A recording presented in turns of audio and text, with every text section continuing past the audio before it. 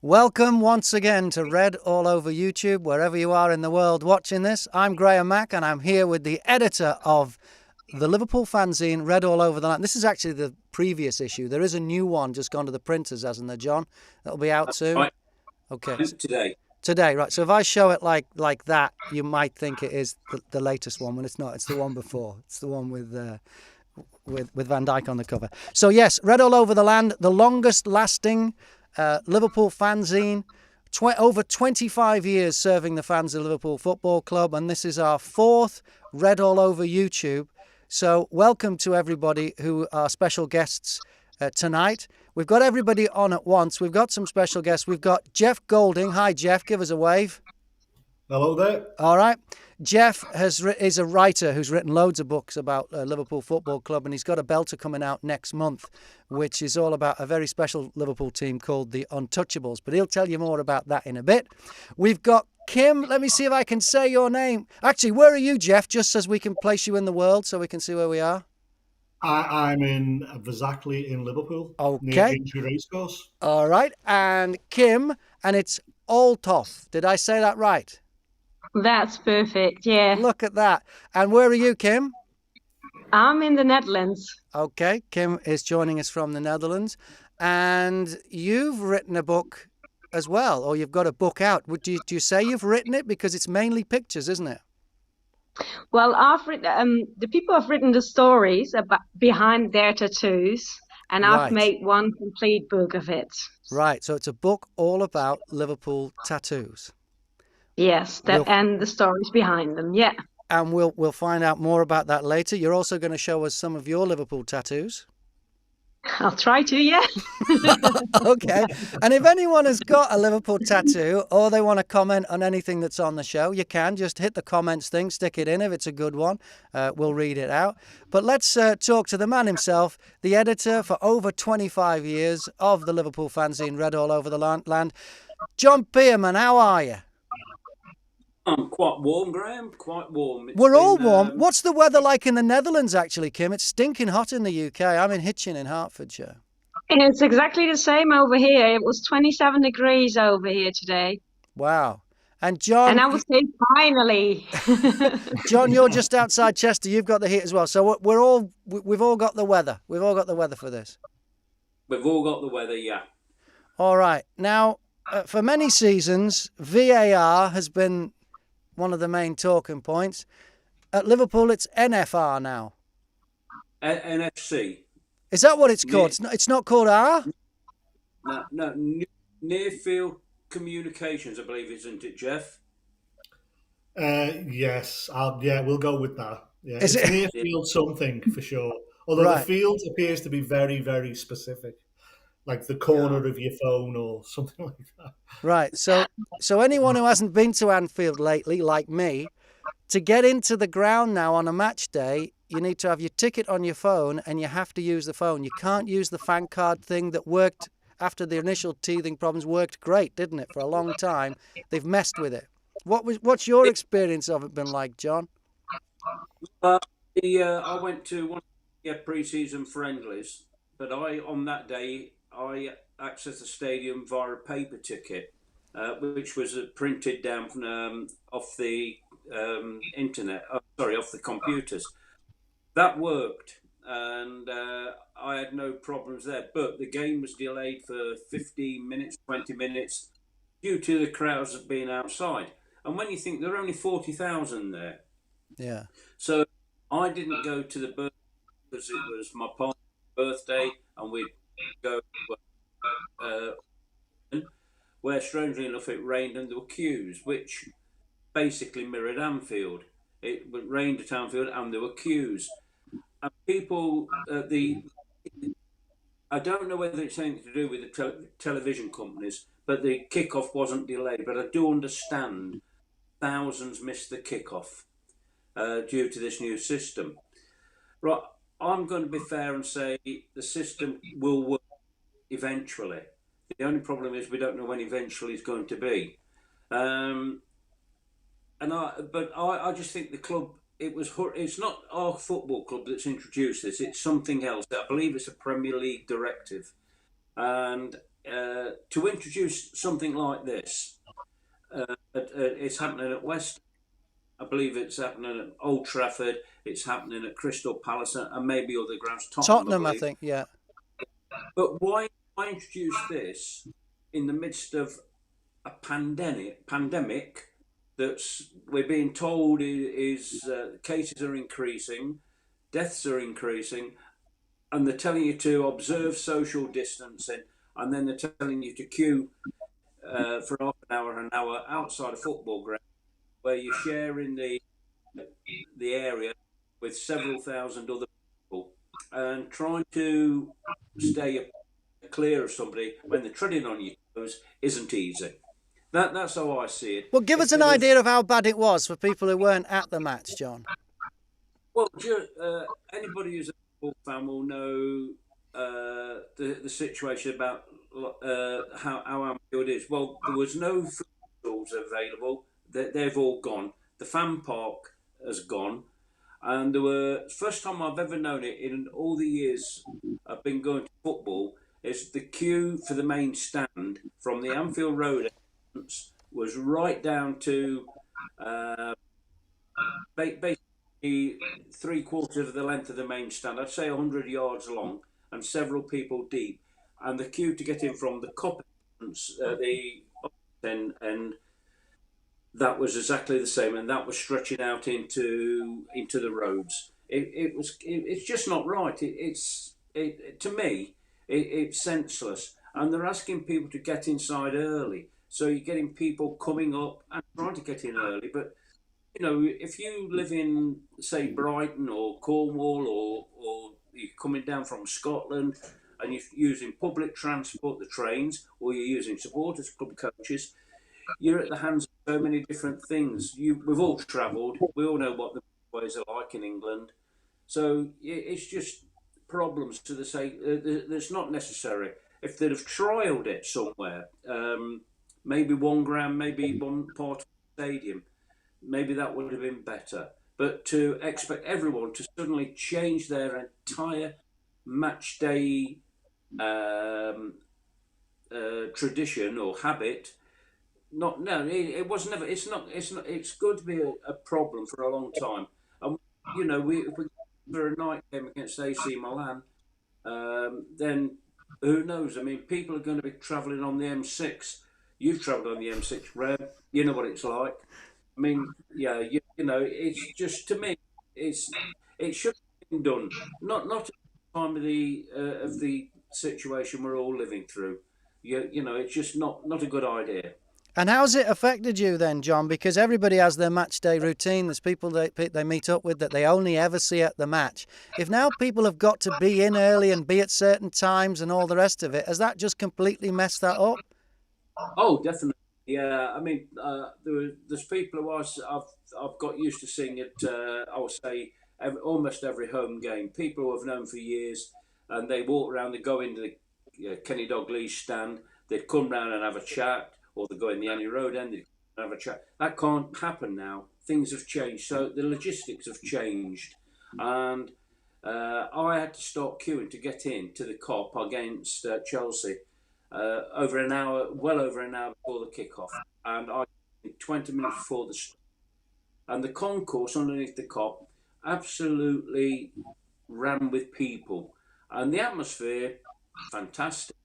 But you know, it's not observing anything like we're being advised to. Yeah, I understand that coming in, you've got to prove that you have been double jabbed or you've had the test the day before or a couple of days before. That'll come in, that'll worsen it. Yeah. And did it affect fanzine sales? Oh, definitely, yeah. We didn't sell any after 4:30. You didn't sell any after 4:30, did you say? Your sound's going in and out a bit, John, that's all. You didn't sell any after 4:30? Go in the ground. Yeah, everybody... So you couldn't, you were just swamped by people. Yeah. Yeah. And I spoke to the guys who has a street stall, and he said that against Burnley, he said in the weather, against Chelsea, the weather was fine, and he said his sales are basically plummeted. Right. So, and the pubs, they're losing custom. well, you know, the Chinese chip shop that you used to go in. Yeah, on Waltonbreck Road. Yeah. So it's not suiting anybody apart from. John, your pictures frozen slowly. Who'd you say it's suiting? It's not suiting anyone but who? The club. The club, yeah. Kim, have you experienced it yet? Have you been over from Holland for the match and had to wait even longer? Yeah, we actually came over for the Burnley game. But the problem is that the system is not available on Android phones in the Netherlands because our banks have different systems. So we can't even get the new system on our phones.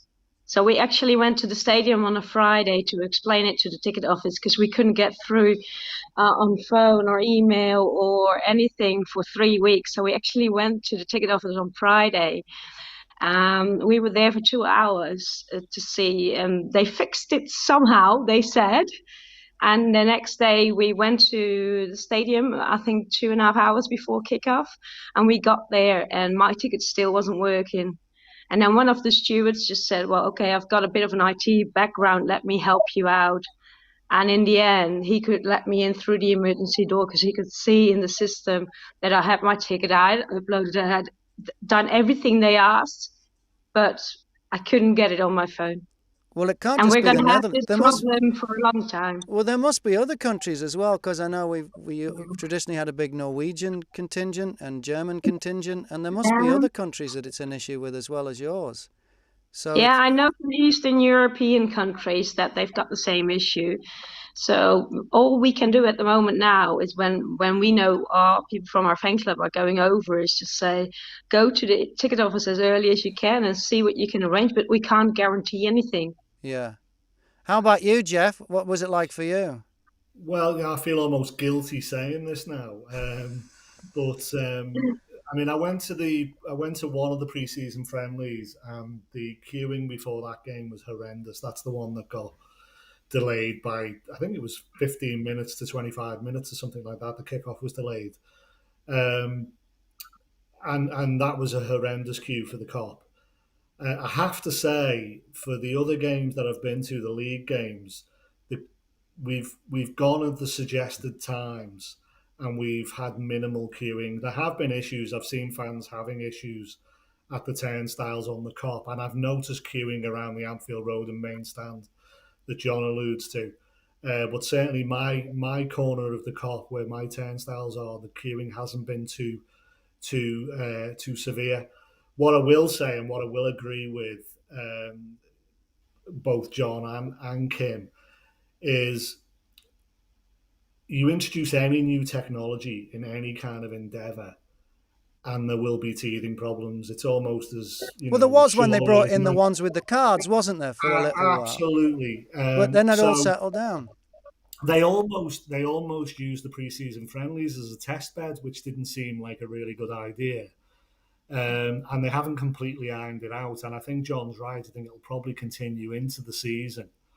The other thing that I think is problematic is the impact on the environment and the community around Anfield, because those businesses, those chippies, those bars, pubs, rely heavily on match day revenue. And, they've been hit really hard under the pandemic.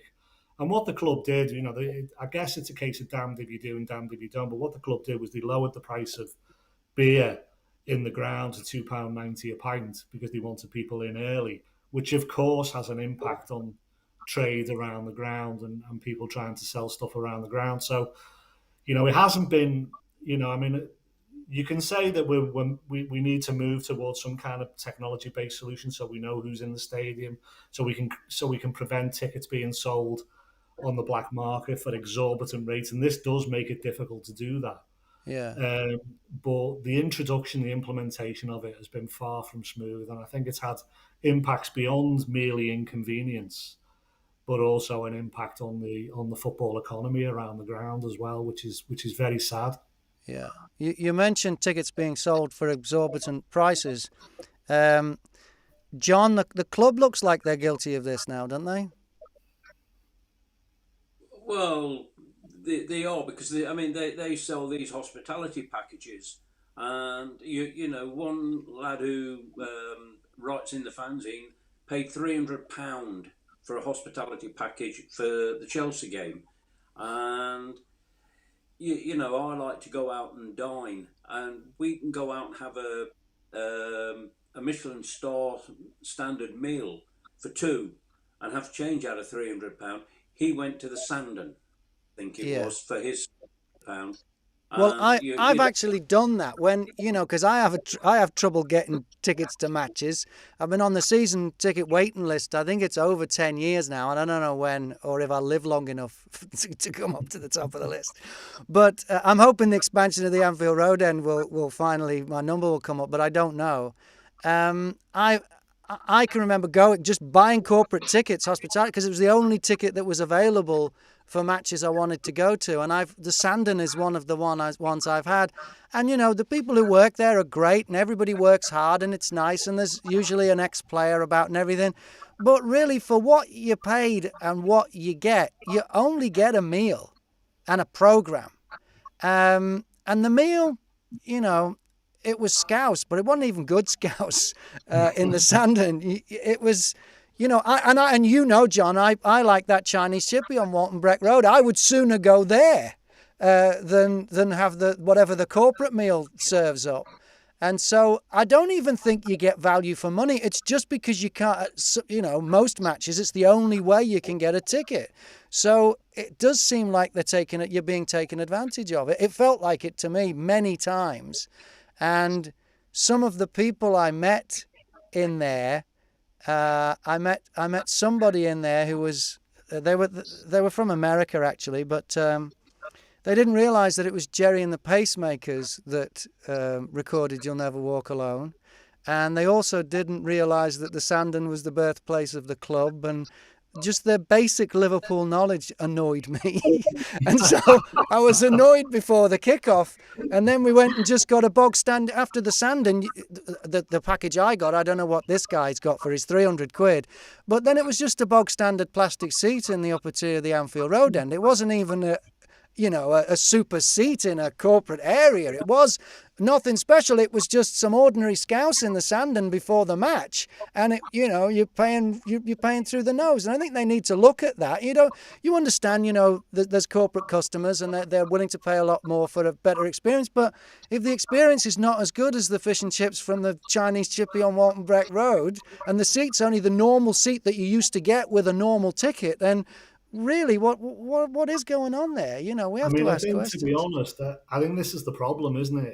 It's people who want. I mean, there's two types of people who want to pay for seats like that, isn't there? There's the people who are just desperate to get in the ground and can't get tickets because there just isn't enough capacity to meet the demand, and there's people who don't really care about the game, but they're entertaining clients, so they're just there for a jolly. And I mean, I've had experience of corporate seats. I got to go to a game once where I got to sit in and I have to say, I looked up the cost of this ticket. It was way in excess of £300. Right. And it was all very lovely. I got a blanket for my knee because it was cold, and I got asked what I wanted at half time, and got offered a bus into town afterwards if I needed to catch a train or something. But the atmosphere is non-existent. Yeah. And I would much rather be sitting in my seat in the Kop and be able to celebrate a goal properly than be in those seats. And I think the whole issue basically stems from the fact that the ground will never be big enough to meet the demand and the number of supporters who want to go to the game. And so some people like yourselves will ultimately resort for the big games to paying through the nose, and that's not value for money, what you've just described, clearly. No, it wasn't. Okay. Well, we had a good reaction to last time's Read All Over YouTube, didn't we, John? The one with Alan Green? Yes, we certainly did, yes. And people are still commenting on it. And I think somebody said to me, one thing about Alan, he doesn't pull his punches. What was he like on there? I said, exactly the same. Exactly the same. Yeah. But there was one bloke didn't realise that the Alan Green that writes in Read All Over the Land, the fanzine, is the Alan Green, the BBC commentator. Didn't realise it was the same fella. I thought we just made up a name like they do in Private Eye. Yeah. So, but a lot of people have mentioned that the Alan Green, they really enjoyed it, and hopefully we'll get him back in the not too distant future. Yeah, I hope so, because he is a good bloke. He's a good Reds fan as well. He really is. And what did you think of the international break, John? Well, I think it's been interesting, but I think first time in my life a football match has been abandoned due to a crowd invasion of the medical team. This is Brazil versus Argentina, if you don't know, was called off after 5 minutes because of apparently they worked out that Brazil worked out that some Argentinian players hadn't followed COVID protocol. Something like that. Why they didn't do it before, I don't know. But it must. I mean, I've seen football from Brazil before, and they are a bit different. I've seen them there and interview a goal scorer when he scored a goal. So it is a bit different to have a game about pitch invasion and medical stuff. I could just imagine that happening in England. It would be all. I don't know what Sky would make of it. But Naby goes to play for Guinea against Morocco. When he gets there, they're in a hotel and there's gunfire because they've had a military coup. Military coup in Guinea, yeah. And any news on Naby Keita? Is he home yet? I don't know whether Jeff knows anything. I don't. So, does anyone know if he got out? Because the Moroccan team who they were playing, they got out pretty quick, didn't they? So I read that he's been flown home on a private jet. Okay. So I've heard that's been resolved. And he's either flown home or he's about to be flown home on a private jet. But I mean, just shows you the risks the players are exposed to being, flown all over the world, and so I mean, never mind the pandemic, but potential for civil unrest in some of these places they're travelling to as well, and it kind of puts it into perspective a little bit, doesn't it? Yeah, and it wouldn't be an international break if a Liverpool player didn't get injured, would it, John? No, so obviously the news show, I don't know. I've not got to keep a track of everything at the moment, but but the thing is, you got these people who run these competitions, FIFA, and I think his name is it Infantile or Infantile? Quite remember. But he said, "Oh, you should let your players go." Yeah, okay, so they can go, but they can play for them. But we're paying them £250,000 a week, but they can't play for us because they've got to isolate. Pay the hotel bill, but no, it's crazy. I'm still of the opinion that they should not be playing national football. There's too many places in the world. We don't know now where we can go or not go. Yeah, that's how. And today, I believe FIFA have said now that providing the country you're travelling to accept you can now go and watch a European game away. That right, I see. Right, okay. Okay. So. But any news on Harvey Elliott, who is the Liverpool player that's injured this time round thanks to the international break? I don't know if Jeff knows anything. Do you know anything, Jeff? That one might have passed me by. He's not in the under 20. He's not in the under.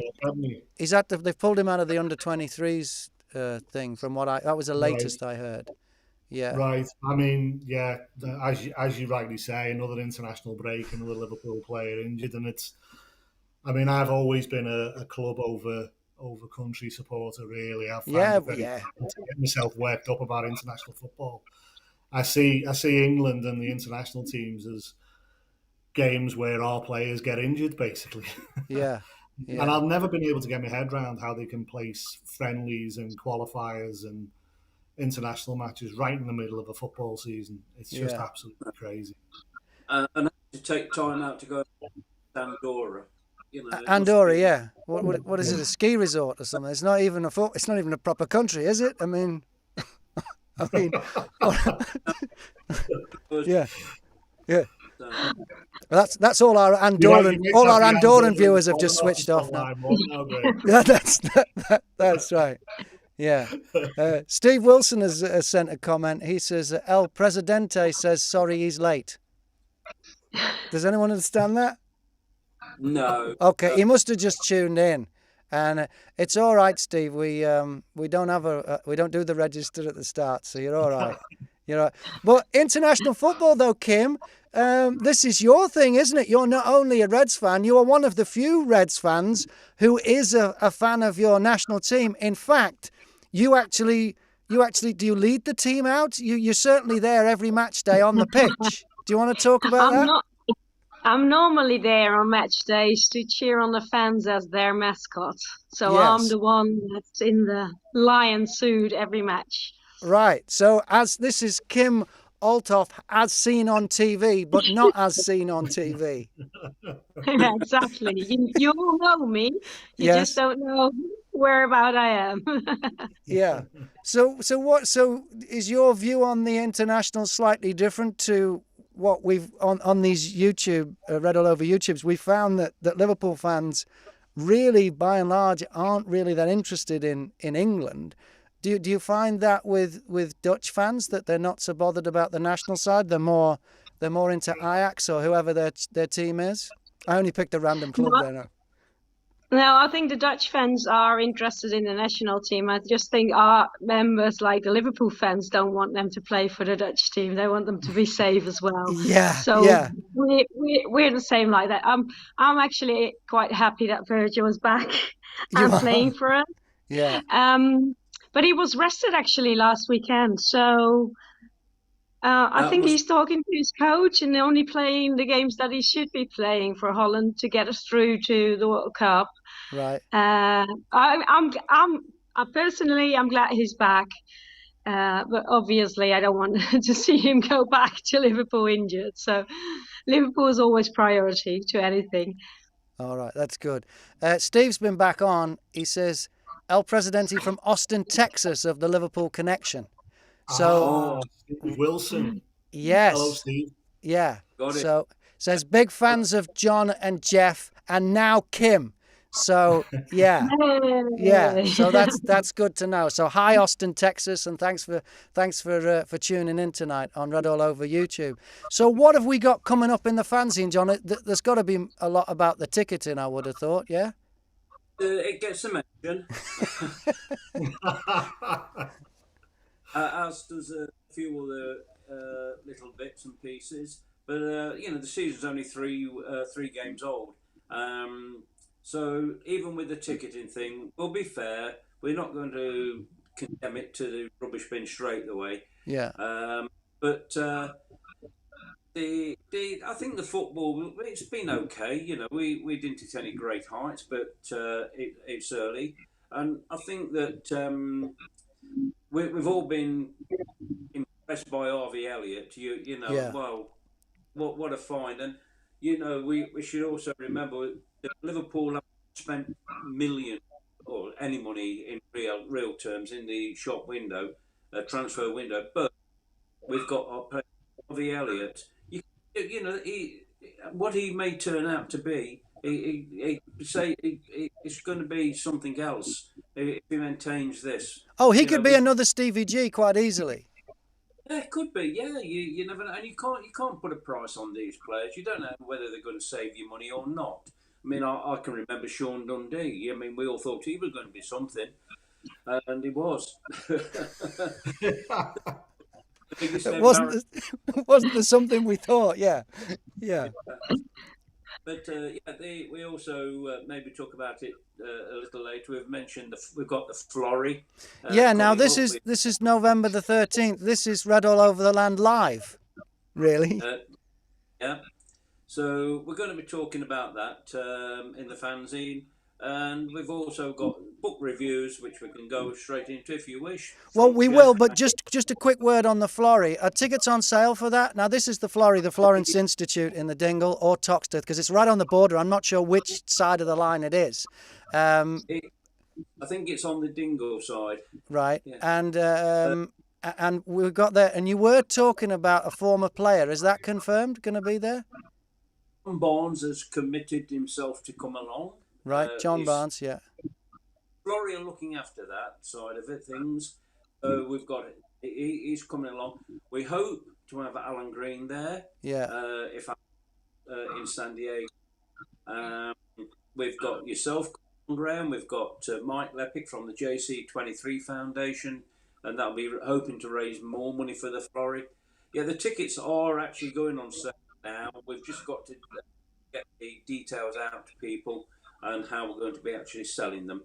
And it's going to be £20 a ticket, and for that you get food from home baked, so it's not going to be corporate hospitality. It's going to be better.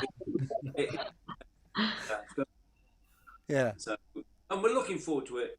And I'm hoping that on the next two of these Read All Over YouTubes, I'm proposing one for, I think it's Tuesday, October the 5th, and then one in early November, when we'll hopefully have people who are going to be at the Florrie with us. Okay. On the next. Great. So we can find out more about the Florrie in the next episode of Read All Over YouTube, which will be episode 5. Be emailing the world as I normally do this week to tell them how they can get tickets. Right. And if someone wants to get on your email list to find out the latest about stuff about Read All Over the Land and Read All Over YouTube and the thing at the Florrie, how do they get on there, John? Well, it's on the website, yeah. www.readallovertheland.com. Right. But my email is simple. It's readallovertheland@gmail.com. readallovertheland@gmail.com. And you'll sign them up and then they'll be all set and they won't miss a thing. They won't miss a thing. No. Right. Okay. Well, let's bring in this week's special guests for episode 4. We've got Jeff Goulding, who's written numerous books about Liverpool FC. He's got another one coming out next month called The Untouchables, which is about the Liverpool team that won back-to-back titles in the early 1920s. How are you, Jeff? I'm very well, thank you. And we've also got Kim Olthof, and I'm pretty sure I've got that right, but you're smiling. That's either good or bad, I don't know. Who's got a book that's been published about Liverpool tattoos. And if you've ever watched the Dutch national side, you will recognise Kim, who looks more like a lion at home games. So you might have seen her, but you won't recognise her. We'll talk to you in a bit, Kim, because we should because we want to do a thing called Show Us Your Tats. With you, and but we'll talk to Jeff first. So Jeff, the book, you wrote it with Kieran Smith. Tell me about Kieran. So Kieran is founder member of the Liverpool FC Historical Group, which is a Facebook group. But Kieran's a Liverpool historian, Liverpool Football Club historian, but also has connections with the Everton Heritage Society. So he's got a very strong interest and expertise in not just Liverpool Football Club history, but the history of the origin of the club, including Everton. He's also a great character because he's got a passion about making sure the former players, no matter when they played, whether that's in the 1960s or whether it's in 1892, that their graves are properly recognised. So he's been involved in a project with the club in which they've managed to track down the graves of former players and managers and make sure that their headstones reflect their contribution, obviously in conjunction with family members and so on, but making sure that their contribution to the club is properly recognised on their headstones, and he's done a number of those. So I got to know Kieran through that work, really. And interestingly, we were both interested in that period in the club's history. I wanted to write, I was originally going to write a biography of Tom Bromelow. Tom Bromelow is a local lad who came from Kirkdale, who fought in World War One in one of the bloodiest battles in World War One. He fought at Passchendaele. But he was also a very keen footballer. When he came home from the war, he walked into Anfield in uniform after he'd been demobbed and said to the then club secretary, I can play football, gives a game. And he got to kind of run out in the reserves and never look back. And he went on to captain the team. So I kind of thought, this is this guy, I've got to write about this guy. But the more I delved and I interviewed Brian Spurgeon, Lee Tracy, some of Tom's family, and the more I digged into it and more looked in the record books and the archives, I realised there was much more to the story than Tom. And the whole team was just packed with these unbelievable characters. with unbelievable stories. And at the same time, I didn't know at the time, Kieran was also looking at this period. And so it was kind of a match made in heaven, really, that we both said, well, we need to combine. And I kind of see myself more as a storyteller than a historian, because I find the research essential but incredibly difficult. Kieran's a proper historian. So he gives the book a bit the rigor, really, of, what we've put in the book is fact, is true, but we've weaved it into a story, so I think it will also be entertaining as well. And really, the purpose of it is to just bring these guys back to life. We want them to be celebrated every bit as much as the Shankly boys get celebrated, because their contribution to the club's history is enormous. So, in the story that you've told, who are the main characters then? The players and the manager and so on? It's one of those where it's really difficult to actually say who are the main characters. It's an ensemble cast, if you want to use a phrase from the entertainment industry. But what we decided to do, because we realised it would be quite a difficult thing to actually delve into massive detail about all of them. So we chose to focus on 3 local lads and tell the story through their eyes. And we thought that would be an interesting thing to do, because they were born around the time that the club was formed. So they grew up alongside this new club in Liverpool, and their lives kind of mirror the growth of the club. And they ended up playing for the club and winning league titles with the club. And so we focused on Walter Wadsworth, who is a tough tackling, no nonsense, takes no crap off anyone, central defender from Bootle. So does he sound like anyone you've heard of? And he's just an unbelievable character. And then we've got Tom Bromelo, who is, as I say, he's from Kirkdale, but is described by the press as an artiste to the fingertips. Small figure, slight, incredibly skillful, and became a superstar in pin-up. So we've got details of his wedding, and we've got photographs of his wedding, and it's a bit like Beatlemania. There's that many people on the streets, the police are struggling to contain the crowds. And then the last one is kind of a contrast, really, to those 2 guys, because he doesn't get as many starts as he would have wanted. An unbelievably gifted player, who played in the amateur leagues before he ended up at Liverpool, also served in World War I and was actually sustained a life-threatening injury on the battlefield in France. Didn't get as many starts as he would like. Danny Schoen, born in the Edge Hill area of the city. And so we've kind of looked at their lives. So we've looked at their backstories, where they came from, what they did during the war. So we've got 2 veterans and Walter, who stayed at home because he worked on the docks as a stevedore. So he avoided the draft. And then we followed their lives. We followed their careers as Liverpool players and after Liverpool. And through their eyes, you meet all of the other characters in the story. So Elisha Scott, for example, Jock McNabb, another war veteran. We found some interesting newspaper articles, because there's no video. Well, there's video footage of some of these players, but no audio, so we don't know what they sounded like. There was a wonderful description of Jock McNabb in one of the newspaper articles, in which the journalist refers to him grabbing the ball in the middle of the park and shouting, "My ball!"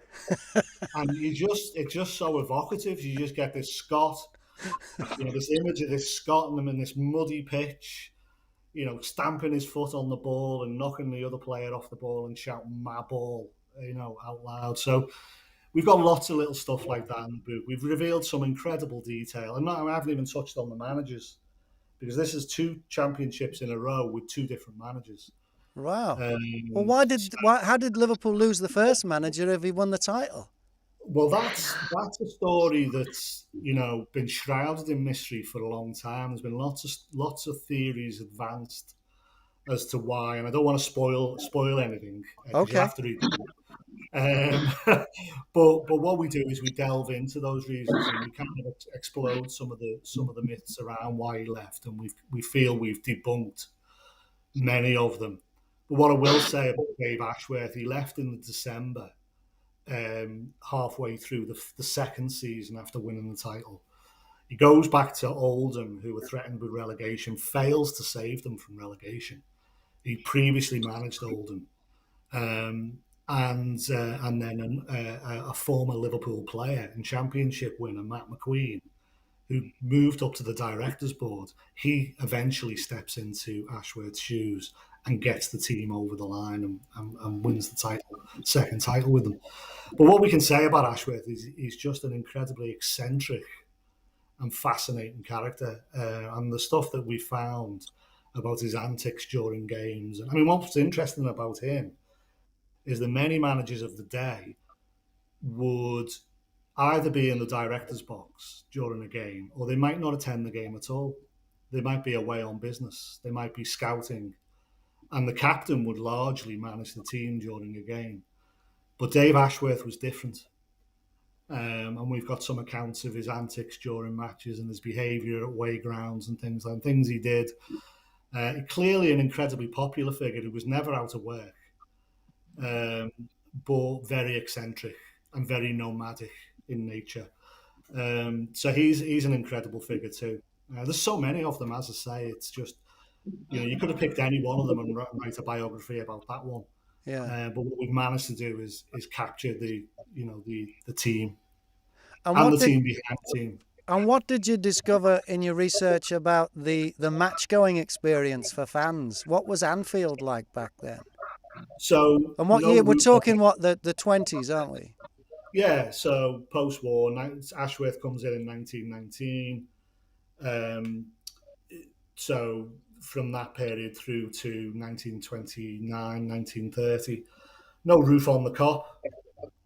Anfield would be pretty unrecognisable to supporters. They pick a fence in front of the Kop. We've got an unbelievable photograph of the team sitting down in front of the Kop with the supporters behind them. Hats were very popular in the 20s because literally everyone in the crowd is wearing a hat. Yeah, they're all wearing their Sunday best, so they're all wearing suits. And we saw women in the crowd, which surprised us because it was, we assumed wrongly the women at football matches was a relatively modern phenomenon. But clearly we see women on the Kop. We see references in newspaper articles to women travelling to away games from Lime Street.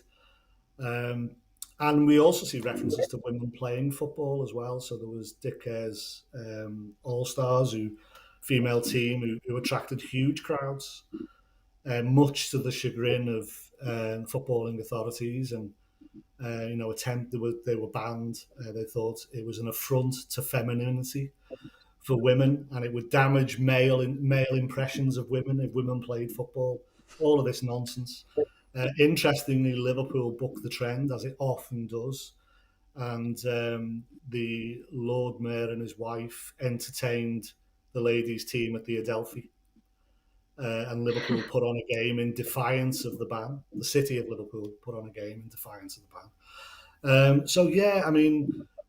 What I can say categorically is the football crowds were as passionate and as large as they are today,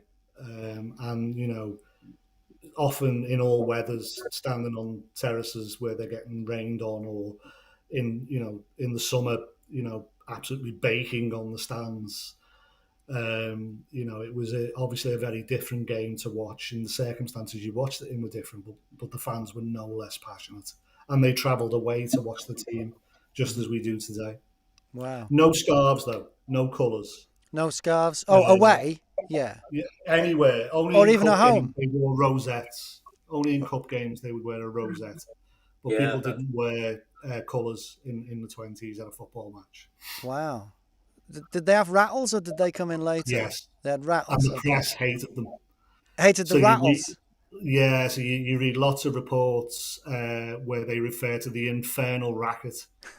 And thankfully there were no rattles in this game and things like that. The press really despised the noise that the rattles made.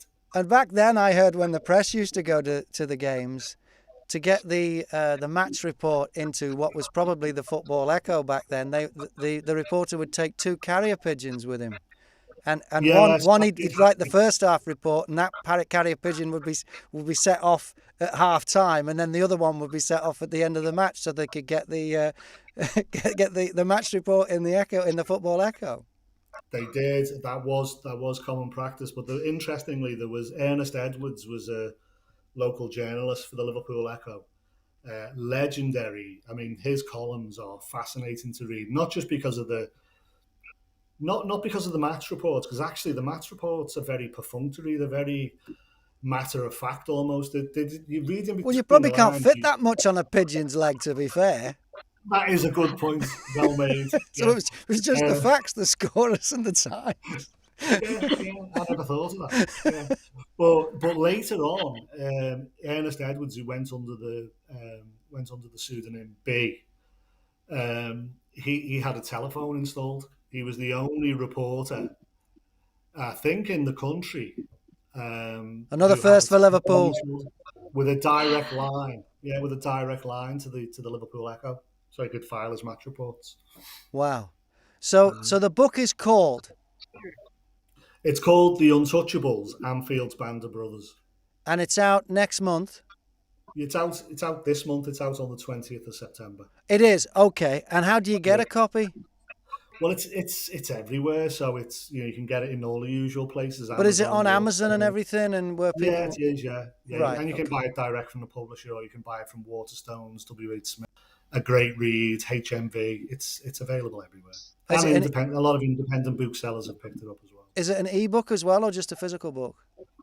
Yeah, so Kira and I have just signed off the ebook file, so it'll shortly be added to Amazon as an ebook, and there's other ebook platforms as well. It'll be on those.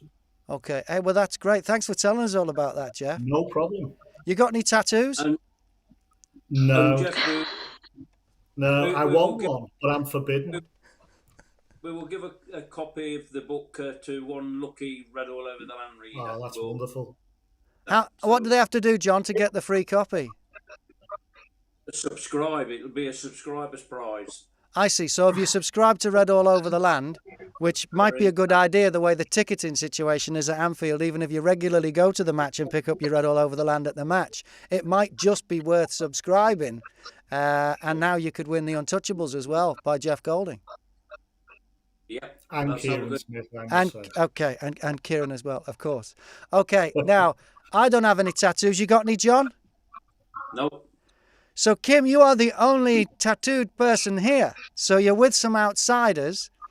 So tell us your book. What's your book called? It's called RLFC Tattoos Around the World. RLFC Tattoos Around the World. And this was a lockdown project. Tell me how this started. Well, I'm actually in a group with a lot of worldwide board members from supporters groups. And we talk about tattoos all the time. And I actually asked them back in March if there was something like a book about it. And they were all like, no, there's no, I don't think there's one, but you can start one. And that's how it all started. I said, okay, I'll start one. And they just started sending in their stories and from their members from all over the world. And I think within 3 months' time, I had about 80 to 100 stories from 28 countries around the world, all in different types of English. So I had to make it one writing and, put the stories in categories. Because some make you laugh, others make you cry. There's obviously some tattoos that you don't expect, but they're there. What like? Give us an example of what you don't expect, the tattoo itself or the position of the tattoo. Well, I don't think anybody would expect that somebody's walking around with a Divock Origi tattoo.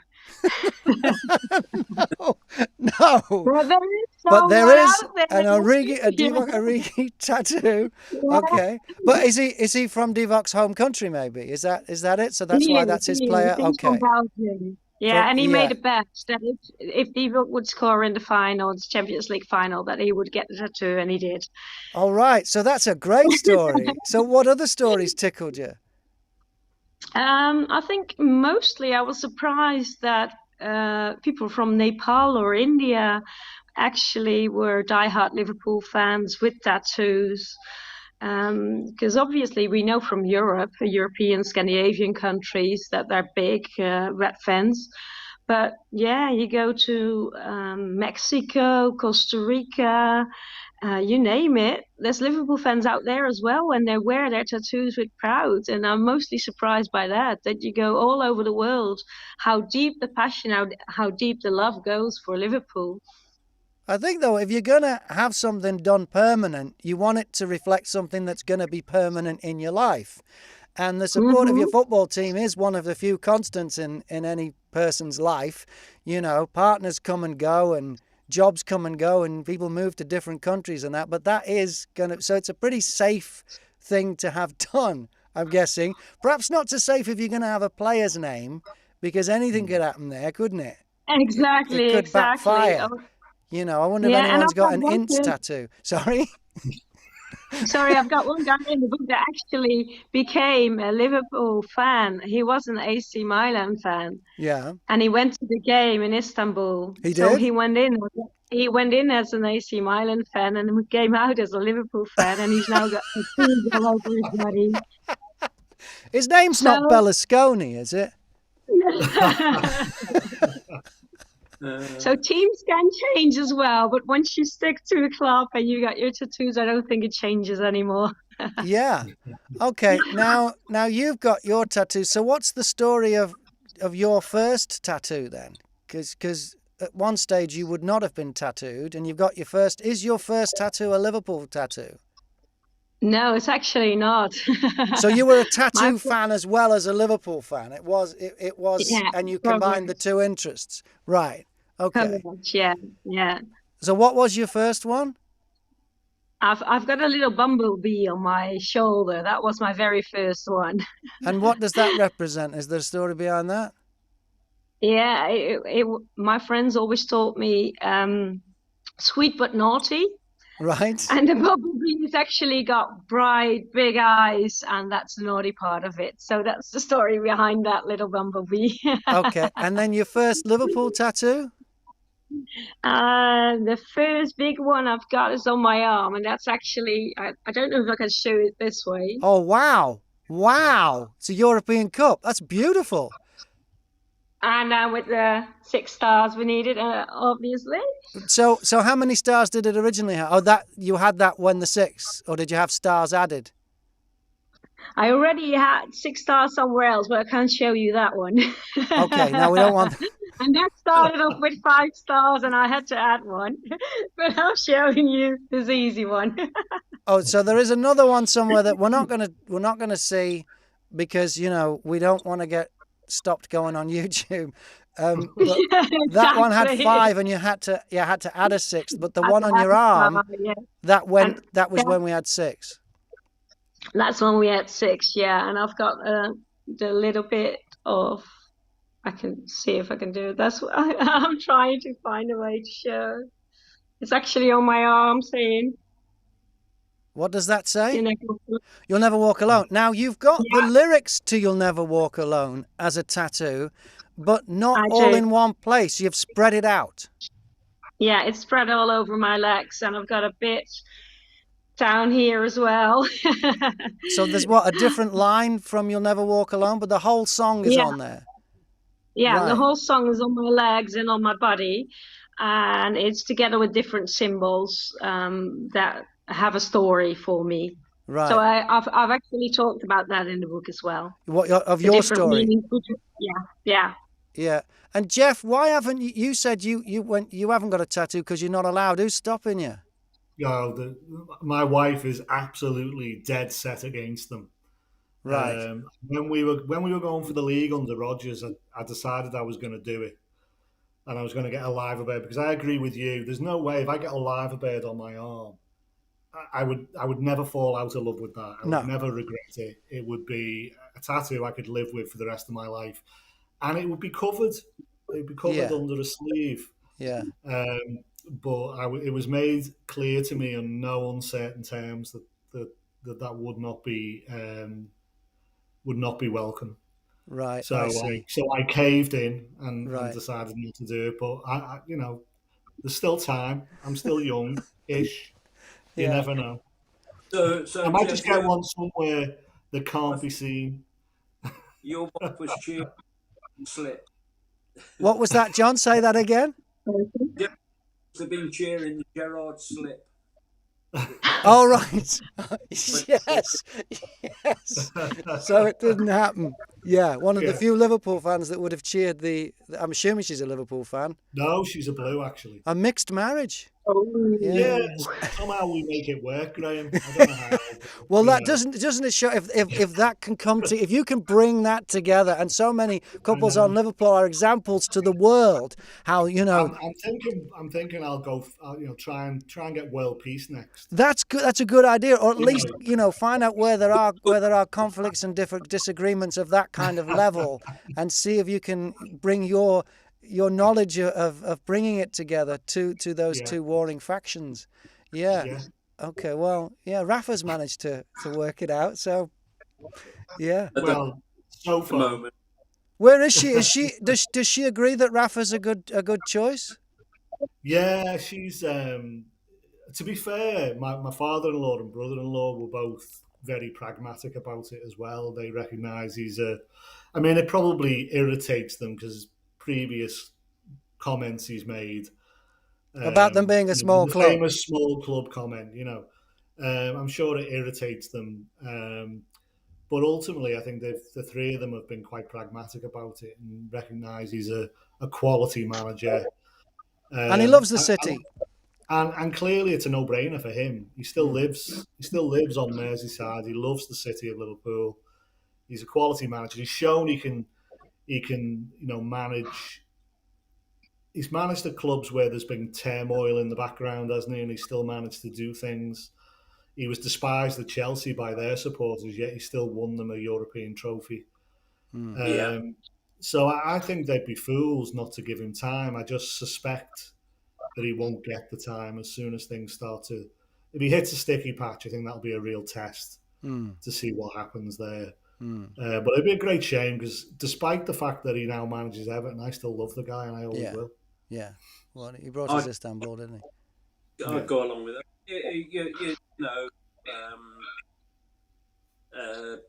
He left us. He left us when the Cowboys, with all them were in charge.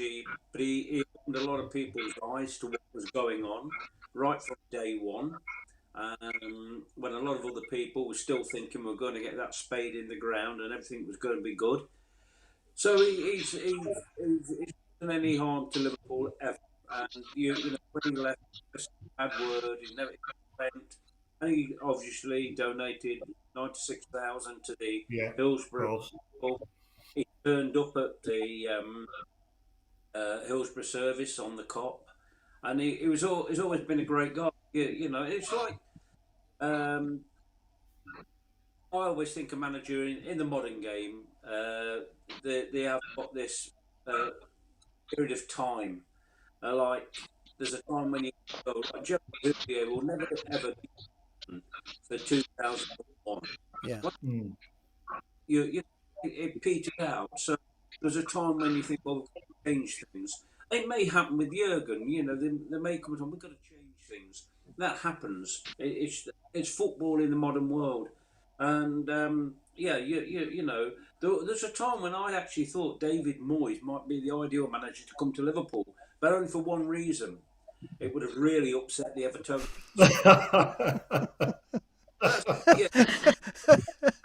It would have upset a lot of us as well, though, John. I know, but it was in the time when we hadn't got a lot else going on to abuse us other than beating them. Yeah. So, they're managing now. There's not many managers around who you basically say, "Oh, I don't like him," and you have but they're doing a job for their club. That's every man. Some are better than others, but think about what people like now did at Bournemouth, and now he can't get a job. Yeah. Yeah, 2 years ago, he's going to be the manager of Arsenal, Tottenham, whoever. But no, it didn't work out, did it? So Yeah. There's probably a vacancy at Arsenal now, though. it could well be. Yeah. If Yeah. not now, soon. Yeah. I mean, Arsenal didn't even find a goal of the month, could they? Yeah. For August. No, yeah. they haven't scored anything the whole season, have they? No. They showed one of the finishing bird camp in 1996. That's about all. And Kim, now we're talking about tattoos and that, and you mentioned players' names. Do people have managers' names? There must be Shankly tattoos, are there? You found them in the? Any other managers Shankly tattoos, Kenny Dalglish is on Kenny's there. in there, yeah. Yeah. Roy, There's a lot of Gerrard tattoos. A lot of Stevie G tattoos, yeah. What were you saying, John? Roy Hodgson. Was any Roy Hodgson tattoos? How about that? Well, they haven't sent it to me, but I haven't seen one. No. He'd make a good one though, like a big turkey or something. You know, it'd be very hard. There's a lot of artistic license you could do with Roy, or some empty seats maybe, or something. I don't know. I don't think in years to come anybody's going to write a book about the Hodgson era. No. Anyway. So, Yeah. Can you even call it an era? Yeah. Yeah. Yeah. 6 months with Roy. The Hodgson amnesia might be the better way to describe. I've got friends who won't mention his name. Really? Yeah. Yeah. He who shall not be mentioned. Yeah. Wow, that's how he's referred to. And what about Kim? What about a book one day about players' tattoos? That might be something, because the players we've got a lot of tattooed players. Is that something you'd think about doing if you approached them? I've not approached them, but I've had a chat with the Dutch National Board today, the KNVB, which happens to be a little bit about that part as well. So who knows, that might be coming up next. Right. Have you got a favourite tattoo? It is in the back of my mind, and I've got obviously the connections to actually start that as well. So okay, if so this is a success, then we'll go from there. This is only the beginning. So if you had to pick one, either a photo of a tattoo that's in the book or the story of the tattoo, what would be your favourite? Oh, I think actually all the stories of people that have memorial tattoos are very impressive. And these are what, memorials to relatives? Either Hillsborough, Heysel, or personal memorial tattoos. Yeah. They are all very impressive. Yeah, and there's stories about them, yeah. Yeah.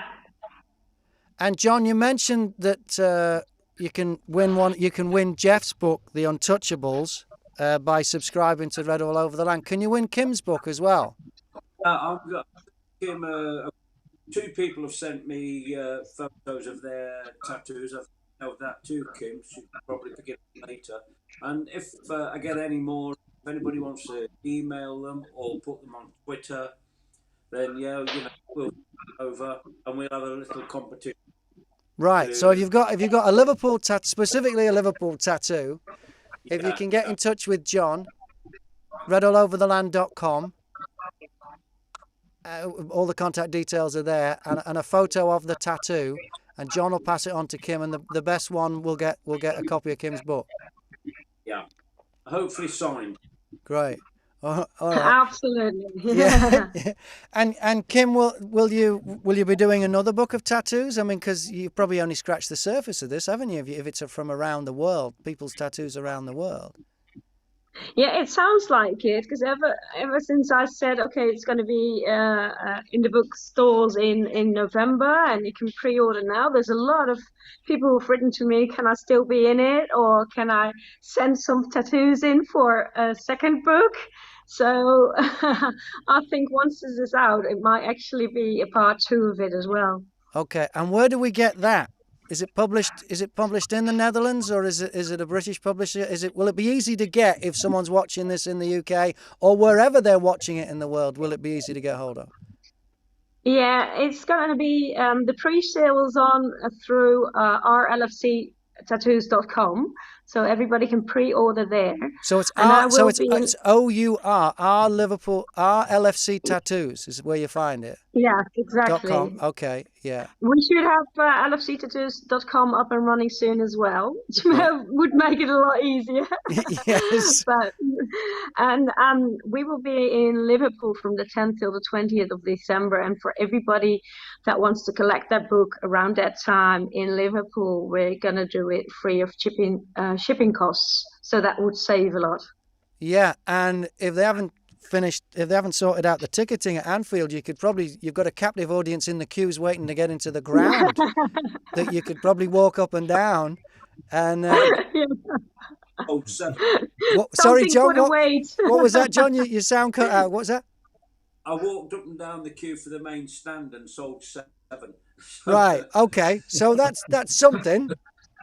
When you are in Liverpool, I'll come and meet with you. Yeah. So.